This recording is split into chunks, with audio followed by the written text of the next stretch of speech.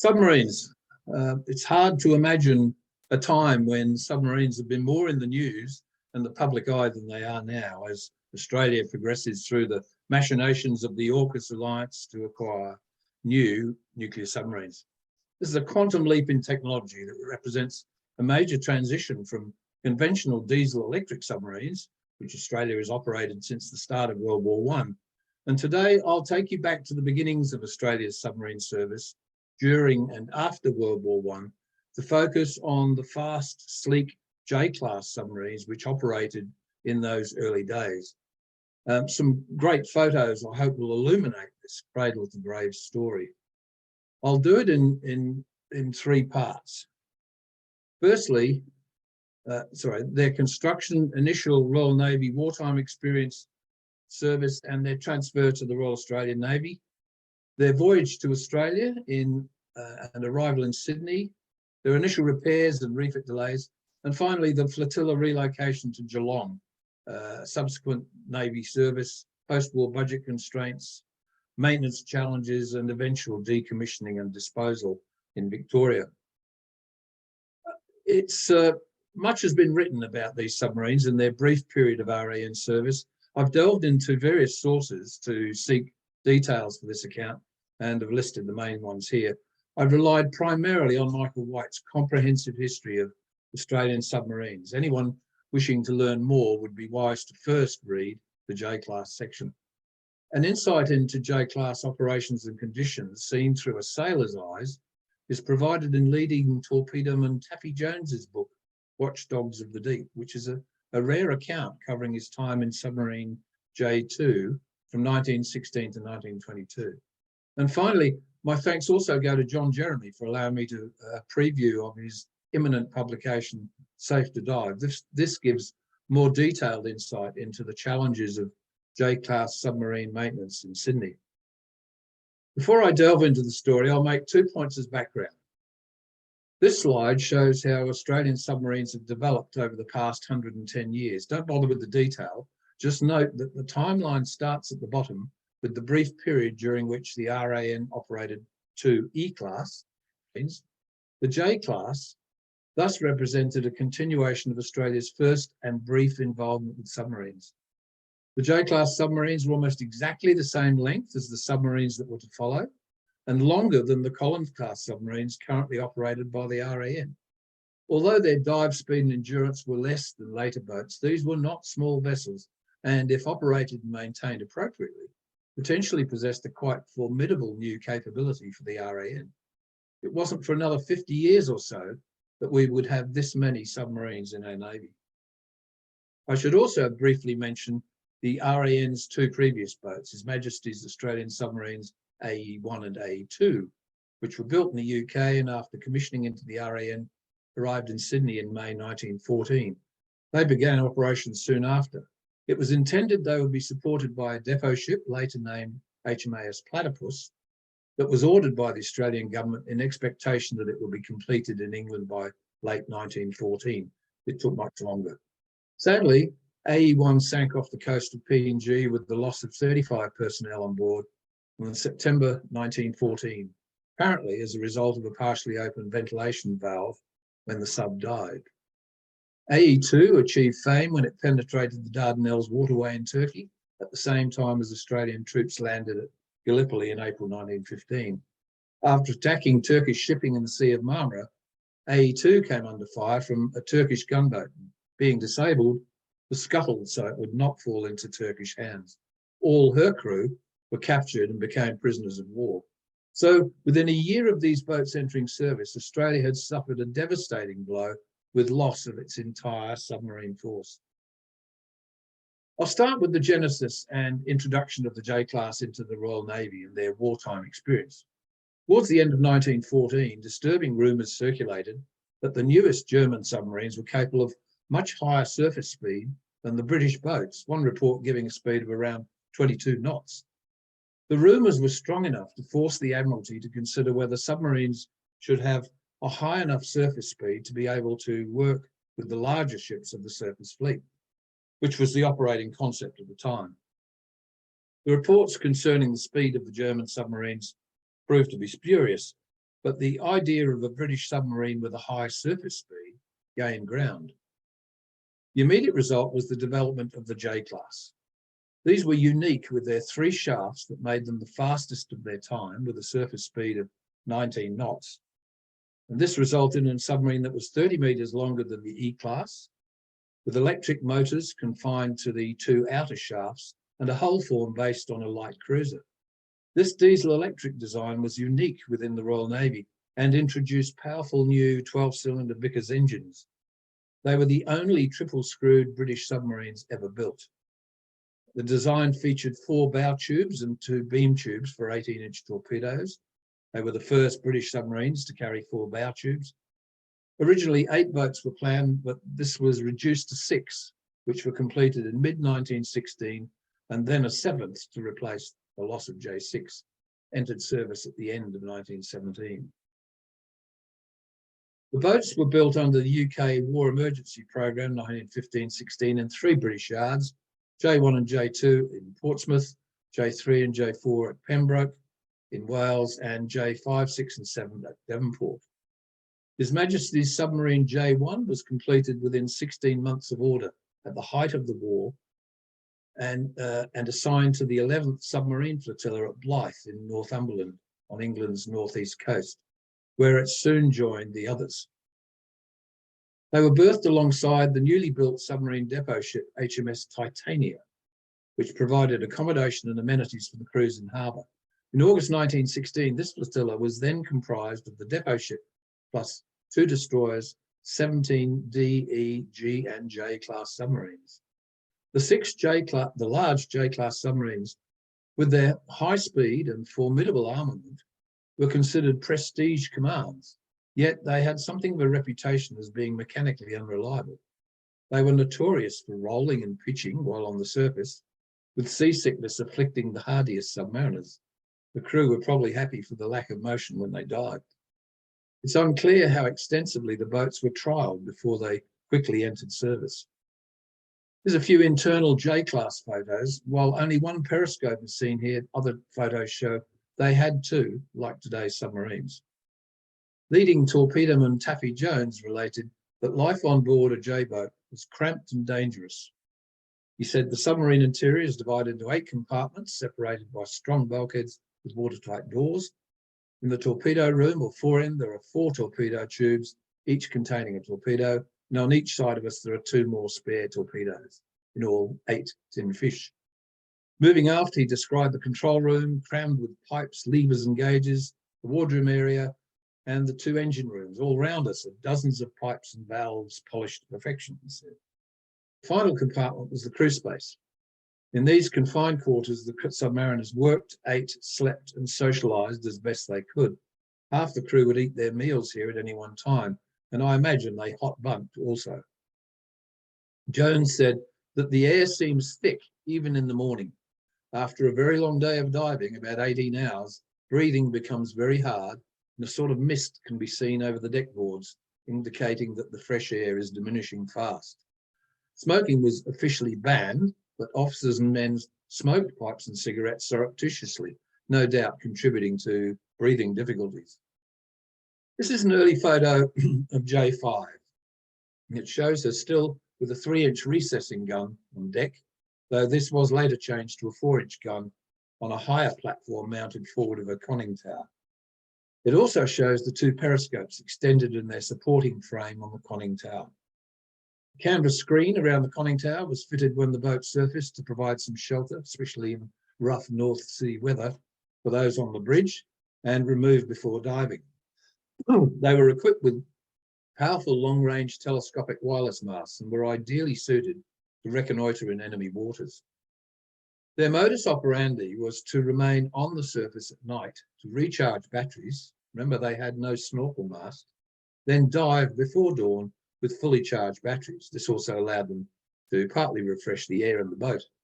Before long, the 11th Flotilla ceased to be part of the Royal Navy's Grand Fleet and reverted to day-to-day submarine patrol work, much of it on the surface. And here they achieved some measure of success against their German opponents on the other side of the North Sea. Michael White says that the J-class were known as the Reapers, as, quote, They were designed to operate on the flanks of the big battle fleets. It was thought that they would dive when the big battle fleets came into contact with the enemy and then attack by torpedo. They would be particularly useful in finishing off damaged ships of the enemy fleet, hence the nickname Reapers. The J-class took part in activities against German surface vessels and submarines both off the Tyne and Gibraltar. In November 1916, HMS J1 attacked a group of 4 German battleships at a range of 4,000 yards. The boat fired a 4-torpedo salvo, of which 2 struck, one hitting SMS Grosser Kurfürst, while the other struck SMS Kronprinz. Although not disabled, both battleships were damaged and required major repairs in port. This is HMS J2, which on the 7th of July sighted a U-boat and fired a 4-torpedo salvo, one of which sank U-99. This photo shows the ingenious awning rigging system they used to keep either dry or shaded when alongside or in calm weather when underway. While in harbour, the officers and some of the submarine crews lived aboard the Titania. Remainder lived in old herring drying sheds near the main gate at Blyth. 17-year-old telegraphist Mackenzie in J3 said, "It was bitterly cold in these sheds and the north wind used to howl through the cracks and holes in the wooden walls. We always told the coxswain where we slung our hammocks so that he could call us if required to put to sea at night," which it seems was often the case. In early 1918, submarine J1 was assigned to Gibraltar. The other 5 boats stayed at Blyth. Here's J1 wearing a camouflage paint scheme. She's quite distinctive. It was the only boat with bridge wings built onto the conning tower and supported by legs to the casing below. Her crew clearly had a sense of humour. Inscribed inside the submarine's bell was this rhyme, perhaps sung to the tune of Little Brown Jug. "Ha, ha, ha, he, he, I can see you, but you can't see me." And it was not many years before the Admiral of the Fleet, Sir Arthur Wilson, R.N., said that submarines were underhanded, unfair, and damned un-English, and captured enemy submariners should be hanged as pirates. British submariners delighted in being characterised as pirates, and thereafter proudly flew the Jolly Roger when returning from patrol. The patrols out of Blyth usually lasted 10 days, and the boats patrolled the Dogger Bank off the German coast, the entrance to the Skagerrak and Kattegat, and on occasions they operated out of Scapa Flow, patrolling the Great Barrier minefield to find out where the U-boats were getting through on the surface into the Atlantic. Telegraphist Mackenzie said that while on patrols, the crew never washed, shaved, or took off their clothes. "We lived in a strange and weird dream world, just doing our watches, maintaining the boat, facing unsavoury meals, attending to diving or action stations, and sleeping as much as possible. The wind was rough and the seas mountainous. The motion of the boat was a perpetual swinging, swaying, racking, rolling, and listing. Inside, the humidity was intolerable. Moisture condensing on the cold steel hull ran in streaks to the bilges. Food turned rotten and had to be thrown overboard. Bread became soggy and mildewy. Paper dissolved. Our clothes were clammy and never dry, and whatever we touched was wet and slimy. The air we breathed was a mixture of hydrogen and chlorine from the batteries, foul air, the smells of cooking and unwashed bodies, and fuel oil." The unit suffered very few casualties during the war, though they were always alert to the very real risk of being attacked by one of their own surface ships, especially if sighted on the surface at night. However, the greatest tragedy occurred on the 15th of October 1918, less than a month before the war ended, when HMS J6 was running surfaced and approached a merchant ship. The vessel, however, was the British Q-ship Kimbrick, an old schooner built in 1883. The Q-ship was a merchant ship, converted into a gunboat, but camouflaged so that when a U-boat surfaced to inspect or attack, the Q-ship's guns were turned on it. The Kimbrick was fitted with one 4-inch gun and two 12-pounders, and it could thus act as a decoy ship under a neutral flag, attempting to lure U-boats into range. Sadly, Kimbrick mistook J6 for a U-boat. At the later court of inquiry, the Kimbrick's captain explained that something hanging down the side of J6's conning tower made her letter J look like a U, and so believing they had U6 cornered, opened fire. The first shot killed the officer on the conning tower and took away the arms of the signalman. The crew of J6 waved a large white tablecloth from the after hatch, and from the conning tower, a Morse lamp flashed, "Help, help." But the misdirected fire did not slacken, and more than a dozen holes were rent in the hull of J6. Only after the submarine drifted off into the mist in sinking conditions was the order to cease fire given. Just 15 of her crew of 34 were rescued by Cymric, who then realised the tragic mistake that had occurred. The Court of Inquiry determined that while the CO of Cymric was partly to blame, no action should be taken against him, essentially put down to the fog of war. An order for construction of J7 was immediately raised to replace J6. A partly completed K-class hull, later known as Calamity class because they were steam-powered, was appropriated and converted to become J7. Here she is at Portsmouth, presumably soon after construction. She was slightly different from the earlier boats. Her control room was moved 60 feet aft, as was the conning tower, which, by the way, had windows. She had increased fuel, was an extra 9 inches longer and 8 tons heavier. Following the conclusion of World War I hostilities, the Admiralty had recommended to the British Cabinet that 6 destroyers and 6 submarines of the latest type be gifted to Australia. Australia's Minister for the Navy, Sir Joseph Cook, in England at the time, recommended this be agreed, and the offered gift of 6 J-class submarines was thus gratefully accepted by the government. Bear in mind that this provided a welcome opportunity for Australia to replace the RAN's 2 E-class submarines lost early in the war. In December 1918, volunteers were sought from the J-class crews to serve for 2, 3 or 5 years in the RAN, with the promise of immediate 28 days leave and Australian rates of pay. And this was just too good for many to refuse. The whole flotilla was moved to Barrow-in-Furness for various modifications. This included removal of the beam tubes from all 6 submarines. They were not successful and increased accommodation was required. Stanchions were fitted to carry a hawser around the boat to prevent sailors being washed overboard, and arrangements were also fitted for a hawser from bridge to stern to support an awning to protect the deck from the intense heat of the tropical sun. On return to Portsmouth, all 6 submarines were commissioned into the RAN on the 25th of March 1919. And here are 4 of the boats in Portsmouth after commissioning.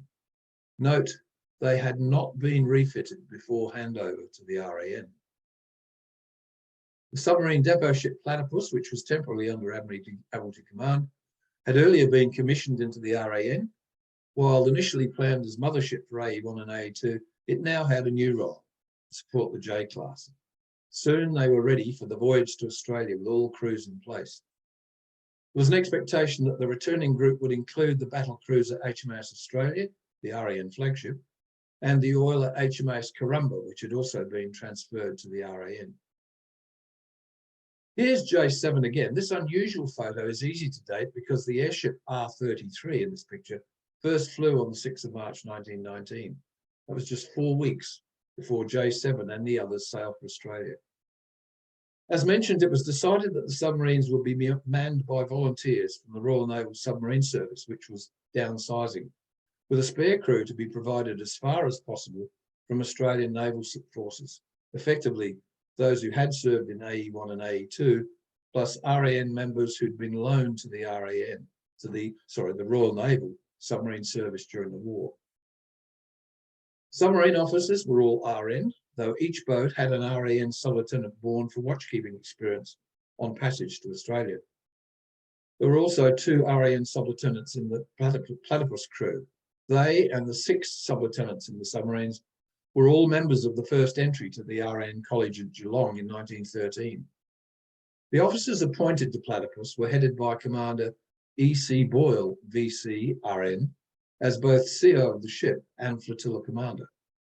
He'd had some previous experience of Australian submarines when operating in command of HMS E-14 in the same flotilla as AE2 in Turkey. A few words about Commander Edward Boyle. In March 1915, with then Lieutenant Commander Boyle in command, the Royal Navy submarine E-14 was sent from the North Sea to the Dardanelles in company with submarines E11 and E15, arriving in early April. Submarine E14 first completed a daring passage of the Dardanelles and entered the Sea of Marmara on the 27th of April, just 2 days after AE2 successfully got through, and remained there until the 18th of May, i.e. 3 weeks. A second 3-week patrol was made in the Marmara in June-July. It was amazing that he was undetected during this time, despite sinking a number of Turkish vessels. Edward Courtney Boyle, RM, was promoted to commander on the 30th of June 1915 for his Dardanelles efforts and was awarded the Victoria Cross for his first Dardanelles patrol. He was clearly an audacious commander, and he played a key role in the life of the J-class in years to come. As an aside, it's amusing to note that this plaque attaches some importance to him being a member of the Sunningdale Golf Club. Move to part 2 of the story, starting with the voyage to Australia. After a few false starts due to mechanical defects, Platypus and the 6 submarines, escorted by the light cruiser HMAS Sydney, sailed from Portsmouth on the 9th of April 1919. 5 o'clock the next morning, submarine J5 was struck on the port quarter by a sailing vessel. It was a minor collision for the submarine, but the yacht subsequently sank. Some blame was attributed to the submarine officer watch, Sub-Lieutenant Newman, RAN, and the Admiralty settled the claim by paying the yacht owners £4,922 plus interest, while Newman incurred the Naval Board's displeasure. The flotilla arrived in Gibraltar in 2 parts, with the main group arriving on the 12th of April and J2 and J7 the next day. 3 days later, they departed for Malta. Apart from all boats having engine troubles on this leg, J5 also broke one of her intermediate shafts and was required to be taken in tow by HMAS Australia, which had joined the convoy. Depending on weather conditions, Platypus cruised at 9 to 11 knots. Submarines could maintain 10 knots on the centre shaft alone. It seems the traditional naval obsession with station keeping meant that a submarine's engines and shaft be clutched in and out quite frequently, and this frequent use apparently put excessive strain on the machinery, including the intermediate shafts. The submarine's rest and recreation stay at Valletta in the Grand Harbour at Malta must have been an exciting experience for all on board. After 5 days here, the submarines and the surface ships sailed on to Port Said through the Suez Canal before entering Aden on the 5th of May. Observers on the banks of the Suez Canal would have been impressed to see a succession of RAN ships, Australia, Sydney, Platypus, Corumba, and eventually Brisbane, plus the 6 submarines all heading to Australia. This photo of J1 really emphasises the length. There were clearly a few Aussie flags among the onlooking troops during this passage through the heat of the Suez Canal and the Red Sea. A practice developed whereby many of the officers and sailors preferred to take their blankets and pillows up onto the submarine casing to sleep. The steel deck made a hard bed, but the cooler atmosphere was preferable to the stifling heat inside the submarines. Here they are in Aden, I think, perhaps a ubiquitous bumboat haggling around the submarines.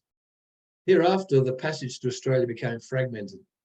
The 7th of May, Sydney and Brisbane left Aden with J1, J3, 5 and 7 in company. Platypus, J2 and J4 sailed the following day. By the 16th of May, all vessels were safely in Colombo, which allowed Australia to depart and head for Fremantle. On the same day, Brisbane, towing J5 with the broken shaft, set out for Singapore. A week later, after some submarines' engine repairs, Sydney, Platypus and the remaining 5 subs followed. Brisbane and J5 arrived in Singapore on the 26th of May and sailed from there to Thursday Island on the 2nd of June, some 6 days before Platypus and J3 arrived from Colombo. Sydney, now towing J1 because of engine trouble, later arrived in Singapore escorting J2, 4 and 7. These ships all berthed in the Empire docks, and the Singapore naval base had not been built at this stage, and the opportunity for fresh provisions was obviously most welcome. Local disturbances had just broken out in Singapore, and authorities requested assistance to quell the rebels. Sydney's commander, Captain Cayley, landed a party of men on the 19th of June, and the insurrection was thwarted, but Cayley decided to delay Sydney's departure. So, Platypus and her 5 submarines departed Singapore on the 18th of June for the last leg to Australia. Remember, Brisbane and J5 had gone ahead. Sydney sailed a few days later, but did not rejoin. A partial record of the ensuing trip by a sailor on one of the boats indicates that a monkey had joined their crew, perhaps in Singapore.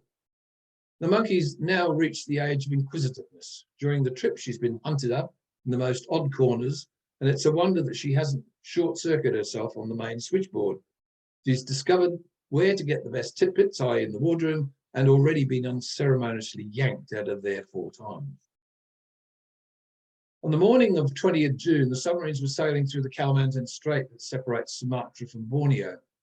At 6:30, a sailor on board on J2 noticed that Sub-Lieutenant Frank Larkins, shown here as a cadet midshipman in the RAN college cricket team in 1914, was found missing.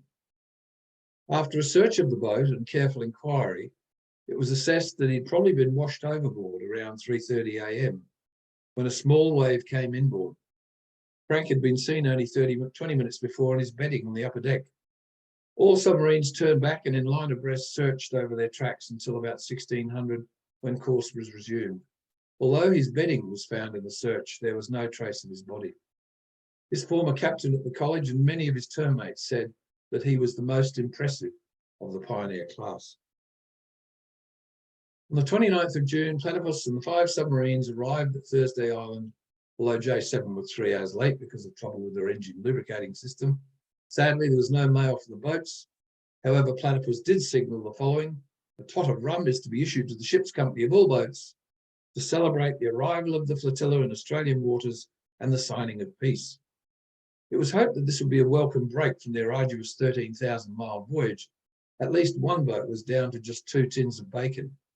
Comment made that corned beef and biscuits were not considered as food. It seems the meagre and poor quality food provided by Platypus caused some resentment among the crews.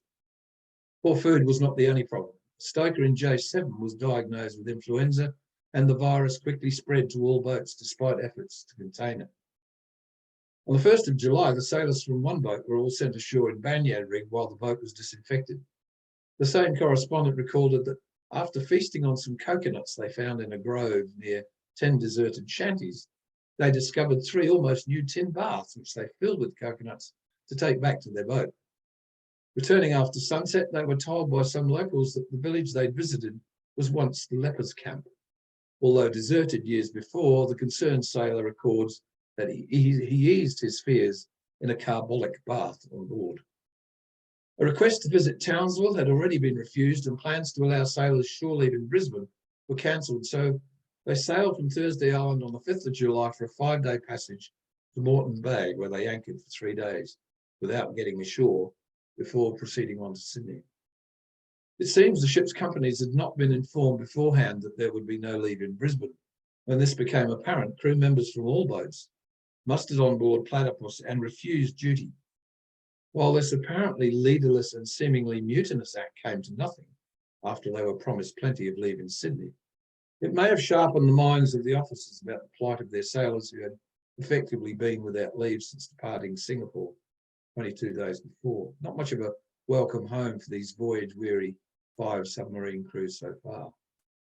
Remember, J5 had been taken in tow by HMAS Brisbane some time earlier, and the 2 vessels had left Thursday Island on the 14th of June, visited Townsville for a day, then arrived in Brisbane on the 21st of June. The detour to Brisbane had been planned for demobilisation of some Brisbane sailors, but J5 sailors at least got a good run ashore. They stayed for 4 days, then set sail, thus making J5 the first of the submarines to reach Sydney. Platypus and the other 5 submarines arrived on the 15th of July. They berthed alongside J5, outboard of HMS Encounter. The Monkey had sadly expired 3 days before.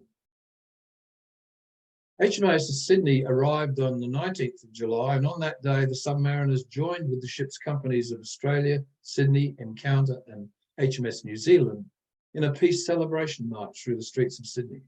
It's not hard to imagine the delight of the Australian component of the ship's company of AE2 to be home again after all the dangers they'd undergone, the years in Turkish POW camp, and after so many years away. All the submarines were initially berthed alongside Platypus at Garden Island in Sydney. The maintenance required on the submarines was clearly extensive, and there was also need for some modifications. This included replacement flanges where the beam torpedo tubes had been removed. These apparently leaked en route to Australia. And J2 also had to be fitted with a raised 4-inch gun forward of the conning tower, which had already been completed. On the 30th of July, a short time after arriving, J1 and J2 were taken in hand by Cockatoo Dockyard for a refit that was planned to be completed by mid-October. On the 4th of August, J4 and J5 were also taken in hand, although their completion dates had not been finalised, as these were dependent on hydroplanes and other spares arriving from the UK. This left J3 and J7 along with some surface ships available for surveying and other fleet duties. Demand on workforce effort at Garden Island and Cockatoo Dockyard was high to meet surface ship requirements. Platypus was also taken in hand on 28th of July for 2 months. With some lack of submarine expertise in the dockyard, the refits of the submarines were not vigorous. By early November, J1 was the only one of the 4 whose refit had been completed. J3 was taken in hand in early November with an uncertain completion date. I think these photos show how broad these submarines were in the beam. In early December 2019, J2 was out of dockyard hands and ready for fleet operations. But the situation at the end of December 19 was not particularly satisfactory. At that time, J1 had returned for refit again, as had J2. J3 had been in refit since early November and no date could be given for completion. J4 and J5 have been over 4 months in refit, and the dockyard was still awaiting arrival of hydroplanes and other spares. So this left J7 as the only boat of the flotilla in a satisfactory mechanical condition, perhaps arguably because she was built later than the others and consequently had less miles on the clock. Meanwhile, debate had continued about the best location for the flotilla to be based. Sydney was considered unsuitable for training owing to the excessive depth of water close offshore. The newly established Flinders Naval Depot, being some 60 miles from the proposed submarine exercising area, was considered too far away to be useful as a base. Geelong was viewed as the ideal location for a base, being only 22 miles from the exercising area. The Australian Naval Board therefore decided to utilise facilities at Osborne House in Geelong, which fronted onto Corio Bay, and had been the site of the interim RAN College in 1913-14. The site had some shortcomings. Although the buildings and grounds were pleasant and gracious, alterations were needed to accommodate several hundred men. Well, £40,000 was allocated to the Director of Naval Works for this. Operationally, the location was barely adequate. Water depth alongside the Corio Bay jetty was only 12 feet, too shallow for either Platypus or the submarines to come alongside. This meant that Platypus would need to secure to mooring buoys off the end of the pier, with submarines secured alongside her. After J1 emerged from trials in January 1920, it was proposed that she should proceed alone, with Brisbane as escort, to Geelong to open the base and independently work up to operational readiness. As Commander Boyle and other submariners appreciated, a lone workup by a recently refitted submarine was imprudent and even unsafe. The plan was dropped. That it was even proposed indicated the lack of any submarine-trained personnel on the staff in Navy Office. And so to part 3 of this tale, which begins with the relocation of the flotilla to Geelong in early 1920. J4 was finally ready for sea in February, and together with Platypus, the 2 submarines J1 and J4 left Sydney and sailed to Geelong over 3 days. Over the following 2 months, J2 and J5 also became ready for sea and arrived at Geelong in early May.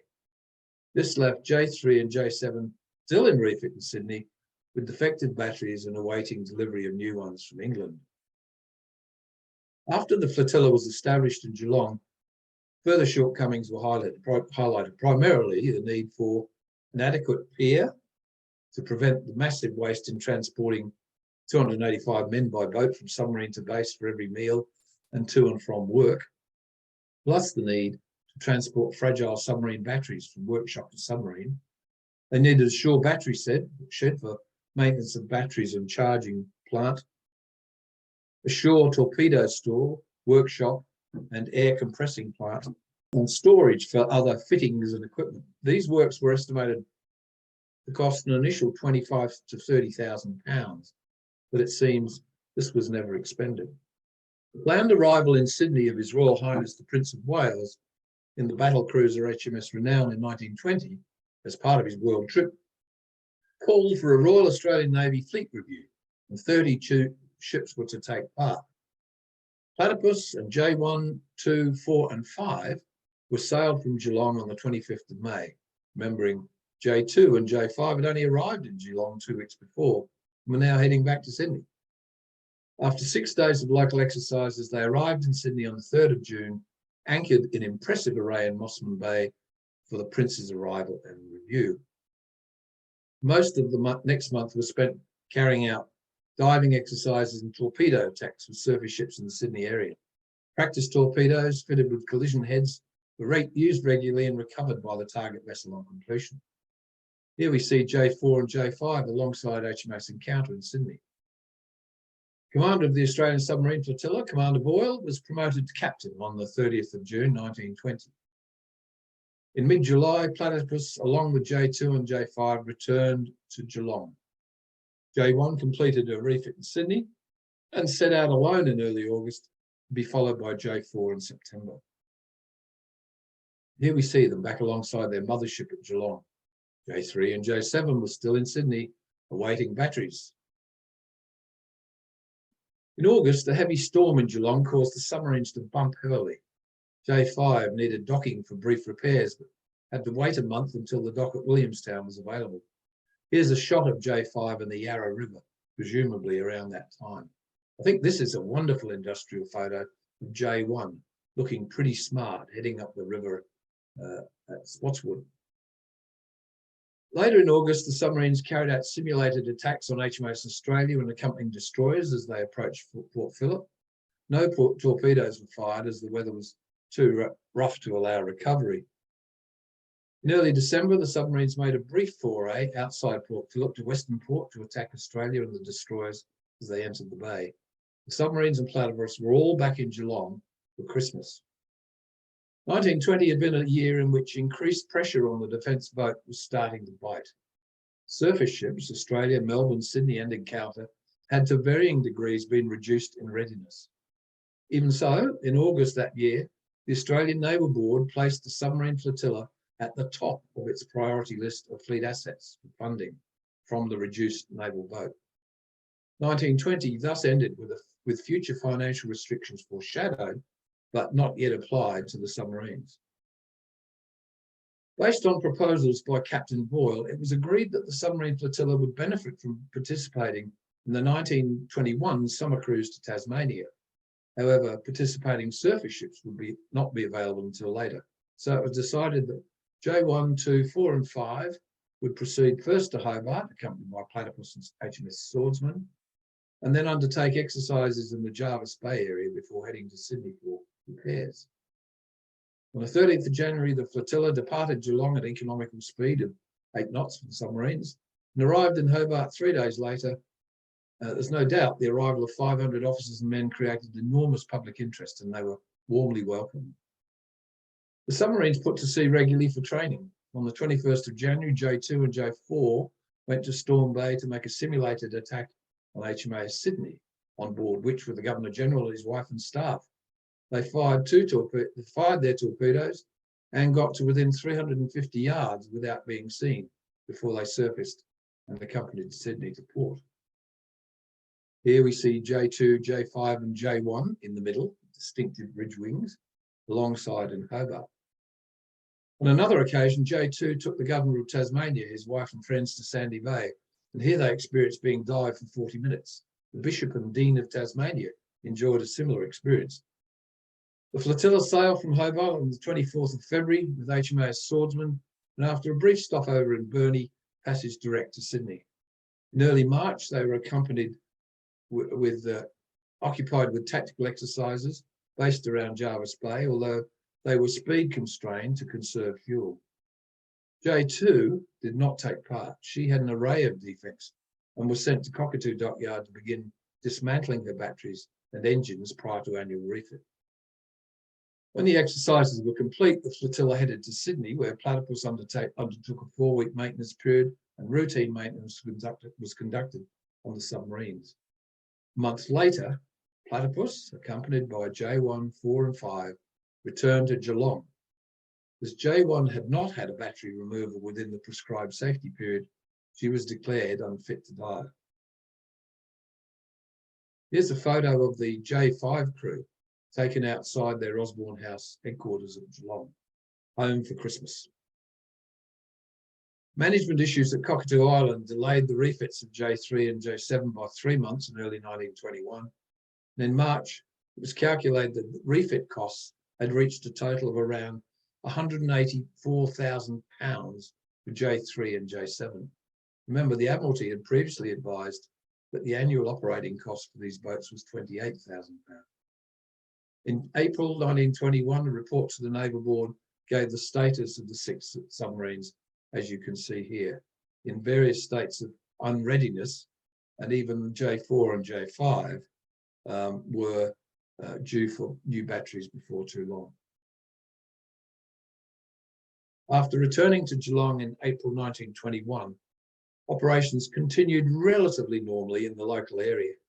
J4 and J5 carried out dive practice attacks on the torpedo boat destroyer HMAS Huon, and J1 did surface running.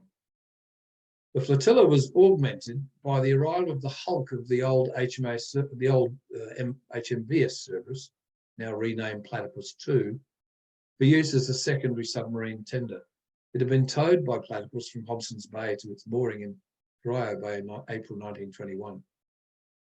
Quite what role this hulk initially played is unclear. It was not until early 1922 that Platypus proceeded to Sydney with the hulk of Old Cerberus briefly taking over berthing duties at Corio Bay. Captain Boyle's report at the end of June 1921 painted a continuing grim picture, with little progress made towards returning all boats to full operational condition. The heavy expenditure on submarines, poor material condition of the fleet, and general cutbacks in naval expenditure in the wake of the war made it clear about this time, mid-1921, that the flotilla would have to be partially reduced to reserve status. Boyle drew up a plan in July based on 3 boats remaining in service, J3, J4 and J7, and the remaining 3 to be laid up in reserve at Flinders Naval Depot, today's HMAS Cerberus. This plan was authorised in August, and dredging, wharf construction and reserve crew arrangements were started at Flinders, where submarines would be laid up. The plan was expected to save between £100,000 and £130,000 per year. The rest of 1921 passed with little change in the activities of the flotilla or the vessels, except their gradual deterioration. In October, J3 at last came out of refit and arrived in Geelong. And the works at Flinders had progressed very slowly. Despite these concerns, in early 1922, the operational boats completed exercises near Geelong, and J3 and J4 participated in fleet exercises in Hobart. Dredging at Hands Inlet, which leads into Flinders Naval Base, was completed in January to accommodate a 14-foot draft, and on the 20th of March, J1, J4 and J5 were steamed around from Geelong, accompanied by Platypus. They safely negotiated the channel and secured at the submarine wharf. Platypus proceeded to Sydney for docking, never to return. In April, Navy was informed of a further £500,000 cut in funding, which led to a conference to decide the future of the submarine service. At this time, 2 submarines could be fully manned with complete RAN crews, with almost 1 crew in reserve. By the middle of May, despite arguments including running on a lower cost Carter force, using J3 or J7 as the boats in best condition, it became a question of winding up the entire submarine service. The berthing of submarines for unshipping of batteries and general dismantling was to occur in pairs at Flinders. The hulls were then to be towed into nearby mud prior to disposal. Platypus and Huon were also to be decommissioned, although Platypus was retained and used as a destroyer depot ship in Sydney. So, although the Naval Board had decided by mid-May that all 6 boats were to be disposed of entirely, details of their disposal had not yet been determined. Their fate decided, and despite various shaft and clutch defects, J2 was able to steam in company with J7 from Sydney to Flinders, where they were joined by J3. Curiously, this period at Flinders was the first time all 6 boats were together since they arrived in Sydney in mid-1919. Despite the apparent disposal decision, a further conference occurred on the 9th of November. After considering the policy, financial and manning issues, the first naval member affirmed the decision that the submarine service should definitely be abandoned. The minister finally approved the disposal of the J-class submarines on the 22nd of November 1922. Captain Boyle probably returned to England around this time after the Australian submarine flotilla was paid off. The first to be scrapped was J3. The officer in charge of the mine depot at Swan Island near Queenscliff believed she could be used as a pier and power station. So she was towed back into Port Phillip by J7. By the way, I think that's an impressive feat of seamanship, especially going through the rip. And moored off Swan Island in December 1922. The following February, the Naval Board gave permission for the hull to be sunk in the position where it still remains. During 1923, there was little action taken on the remaining 5 submarines. The Commodore Superintendent Training at Flinders asked to keep J7 operating because it was a useful training aid, and especially because it was more economical to run the submarine's diesel generators at weekends for power, rather than to keep the depot's steam powerhouse operating. Therefore, although J7 had been paid off after towing J3 to Swan Island, she was temporarily withdrawn from the disposals list. Finally, tenders were called for the sale of J1, 2, 4 and 5, where they lay on the mud at Flinders. Melbourne Salvage Syndicate Proprietary Limited submitted the highest tender of £10,500 for the 4 boats, and that was approved in early 1924. Arrangements were made for the submarines and the service hulk, which the company had also bought, to be towed around to Port Phillip and to dock at Williamstown Dockyard, where they would be stripped of valuable or reusable items. And here we can see J5 in the historic Alfred Graving Dock. These works proceeded well and stripping was complete by November 1925. However, once removed from the dock, the 4 subs in service were taking up good wharf space at Williamstown, and the harbour master considered them a liability, especially as J1 and J5 broke their old mooring lines in heavy weather in early 1926 and had to be rescued, and J4 had also sunken its moorings and had to be raised. Eventually, the 4 submarines were towed out by the tug Miner and successively sunk in deep water outside Port Phillip in May-June 1926. Service was scuttled at Blackrock. The position with J7 was somewhat different. Having spent a large sum, £121,000, on her thorough refit, she was in good mechanical condition and there was reluctance to have her scrapped. Admiralty advice was sought as to her utility, but it was determined that as the only survivor of a now obsolete class, there was no suitable training or operational use to which she could be put. On the 1st of February 1924, the Minister approved the disposal of J7 under the same conditions as the previous 4 submarines. Yet there was more prevarication to come. Brief thought was again given to keeping submarine in service for use in anti-submarine training for the surface fleet, but that was rescinded. In August 1925, the Naval Board decided that as J7 was proving of considerable value to Flinders Naval Depot in providing domestic power and not costing anything for maintenance, the question of her disposal was deferred. She thus remained in service for a further 2 years until the Minister finally gave approval in August 1927 for her disposal. Disposal of spare parts from J7 proceeded in the normal way. Her engines were removed and reportedly continued to provide secondary lighting at Flinders until as late as 1972. The boat was sold to the firm of Morris and Watts and for further stripping of contents. It seems J7 was taken to Footscray Wharves in the Maribyrnong River under the watchful eye of a caretaker, Mr. Albert Mainstone. Times were hard in 1927 and it appears he had his family with him on board. It would have been a claustrophobic and stuffy environment in which to live, no matter how long this lasted. Mrs. Mainstone certainly looks a little careworn. Nonetheless, it seems their older daughter had her 6th birthday party on board, but eventually their temporary home was towed away and sunk as a breakwater at Hampton in 1930. And this slide shows where the J-class submarine wrecks now lie. A couple of the boats outside Port Phillip are regarded as good dive sites for experienced divers. I understand the J3 wreck at Swan Island is still just visible, though not accessible to the public. Her 2 outboard propellers are on display outside the Queenscliff Maritime Museum. The decaying bones of the last survivor, J7, are clearly visible at the Sandringham Yacht Club, surrounded by luxury motor cruisers moored alongside. So in summary, I've shared with you the wartime genesis of the J-class submarines and their limited service in the Royal Navy up until 1919.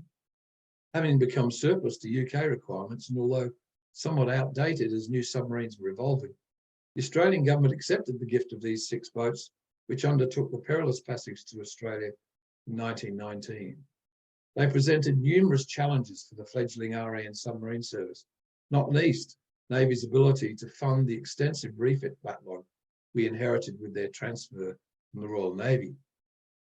This was compounded by limited submarine maintenance skills in the dockyards and the diminishing defence budget in the years immediately following the end of World War I, which limited funds available for maintenance and training activities.